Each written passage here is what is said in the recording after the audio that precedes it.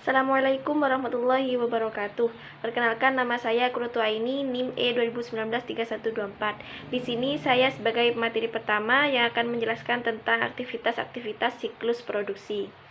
Terdapat 4 aktivitas dasar dalam siklus produksi. Keempat aktivitas dasar tersebut yaitu desain produk, perencanaan dan penjadwalan, operasi produksi, serta akuntansi biaya.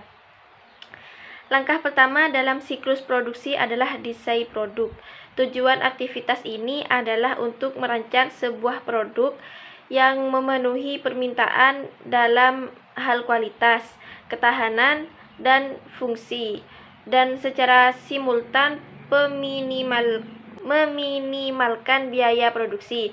Aktivitas desain produk menciptakan 2 dokumen utama, yaitu yang pertama, daftar bahan baku yang menyebutkan nomor bahan baku, deskriptif, serta jumlah masing-masing komponen bahan baku yang digunakan dalam satu unit produk jadi. Langkah kedua dalam siklus produksi adalah perencanaan dan penjadwalan. Tujuan dari langkah ini adalah mengembangkan rencana produksi yang cukup efisien untuk memenuhi pesanan yang ada dan mengantisipasi permintaan jangka pendek tanpa menimbulkan kelebihan persediaan barang jadi. Langkah ketiga dalam siklus produksi adalah produksi aktual dari produk. Cara aktivitas ini dicapai sangat berbeda di berbagai perusahaan. Perbedaan tersebut berdasarkan jenis produk yang diproduksi dan tingkat otomatisasi yang digunakan dalam produksi. Penggunaan berbagai bentuk teknologi informasi dalam proses produksi, seperti mesin yang dikendalikan oleh komputer, disebut sebagai computer integrated manufacturing, untuk mengurangi biaya produksi. Langkah terakhir dalam siklus produksi adalah akuntansi biaya. Terdapat 3 tujuan dasar dari sistem akuntansi biaya, yaitu memberikan informasi untuk perencanaan, pengendalian, dan penilaian kinerja dari operasi produksi. SIA didesain untuk mengumpulkan data real-time mengenai kinerja aktivitas produksi agar pihak manajemen dapat membuat keputusan tepat waktu. Yang kedua, memberikan data biaya yang akurat mengenai produk untuk digunakan dalam menetapkan harga serta keputusan bauran produk. SIA mengumpulkan biaya berdasarkan berbagai kategori dan kemudian membebankan biaya tersebut ke produk dan unit organisasi tertentu. Selanjutnya yaitu mengumpulkan dan memproses informasi yang digunakan untuk menghitung persediaan serta nilai harga pokok penjualan yang muncul dilaporkan keuangan perusahaan. Cukup sekian, terima kasih. Saya Sukman Nurgada, NIM E 2019-3142 sebagai pemateri kedua. Tujuan, ancaman, dan prosedur pengendalian. Fungsi kedua dari sistem informasi akuntansi yang didesain dengan baik adalah untuk memberikan pengendalian yang memadai untuk memenuhi tujuan siklus produksi berikut ini. Yang pertama, siklus produksi dan perolehan aktivitas tetap diotoritasi dengan baik. Kemudian yang kedua, persediaan dalam proses dan aktivitas tetap dijaga keamanannya. Kemudian yang ketiga, semua transaksi siklus produksi yang valid dan sah akan dicatat. Kemudian yang keempat, semua transaksi siklus produksi dicatat dengan akurat. Kemudian yang kelima, catatan yang akurat dipelihara dan melindungi dari kehilangan. Kemudian yang terakhir, yang keenam, aktivitas siklus produksi dilakukan secara efisien dan efektif. Berbagai ancaman dan prosedur pengendalian dalam siklus produksi, diantaranya aktivitas, isu umum di seluruh siklus produksi. Kemudian ancaman 1, data induk yang tidak akurat atau tidak sah.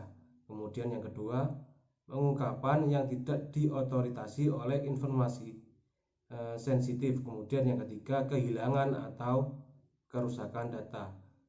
Kemudian pengendalian. Yang pertama, pengendalian integritas pengolahan data. Kemudian yang kedua, pembatasan akses terhadap data induk. Kemudian yang ketiga, tujuan pada semua perubahan terdapat pada data induk. Kemudian yang keempat, pengendalian akses. Kemudian yang kelima, enskripsi. Dan yang keenam, cadangan dan prosedur pemulihan bencana. Selanjutnya, prosedur pengendalian. Prosedur pengendalian ada 6, yaitu yang pertama, ramalan penjualan dan catatan persediaan yang akurat. Kemudian yang kedua, otorisasi produksi. Kemudian yang ketiga, larangan akses ke program perencanaan produksi dan ke dokumen pesanan produksi yang kosong. Kemudian yang keempat, tujuan dan persetujuan biaya aktivitas modal. Kemudian yang kelima, dokumentasi internal perpindahan persediaan. Kemudian yang terakhir, yang keenam, pemisahan tugas yang memadai. Itu saja dari saya. Sekian, terima kasih. Saya Siti Nurjannah, NIM E 2019-3150. Di sini saya akan menjelaskan tentang kebutuhan informasi siklus produksi dan model data. Dalam siklus produksi, informasi biaya adalah dibutuhkan oleh pemakai internal dan eksternal.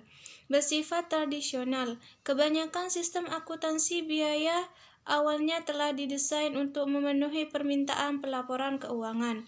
Dua kritik utama dari sistem akuntansi biaya tradisional, yang pertama adalah alokasi biaya overhead tidak tepat, dan dua, ukuran kinerja tidak akurat. Perhitungan biaya berdasarkan aktivitas ABC. ABC mencoba untuk menelusuri biaya ke berbagai aktivitas yang menimbulkannya dan secara berurutan hanya mengalokasikan biaya-biaya tersebut ke produk atas departemen. Berikut ini adalah 3 perbedaan utama antara ABC dan pendekatan tradisional ke perhitungan biaya produk. Yang pertama adalah overhead yang berhubungan dengan batch. Kedua, overhead yang berhubungan dengan produk. Dan yang ketiga adalah overhead keseluruhan pabrik. Dasar yang digunakan untuk mengalokasikan biaya overhead pabrik adalah penggerakan biaya. Penggerakan biaya itu adalah apapun yang memiliki hubungan sebab akibat dengan biaya. Manfaat dari sistem ABC. Yang pertama, keputusan yang lebih baik. Kedua, peningkatan pengelolaan biaya. Data biaya lebih akurat menghasilkan bauran produk serta keputusan penerapan harga yang lebih baik. Data biaya yang lebih terperinci dapat meningkatkan kemampuan manajemen untuk mengendalikan serta mengelola total biaya. Model data siklus produksi. Guna memaksimalkan kegunaan manajemen biaya yang mengambil keputusan, data siklus produksi harus dikumpulkan dari tingkat agregasi terendah. Entitas barang dalam proses digunakan untuk mengumpulan dan merangkum data mengenai bahan baku, tenaga kerja, dan opsi mesin yang digunakan untuk memproduksi barang. Sekian penjelasan dari saya. Wassalamualaikum warahmatullahi wabarakatuh.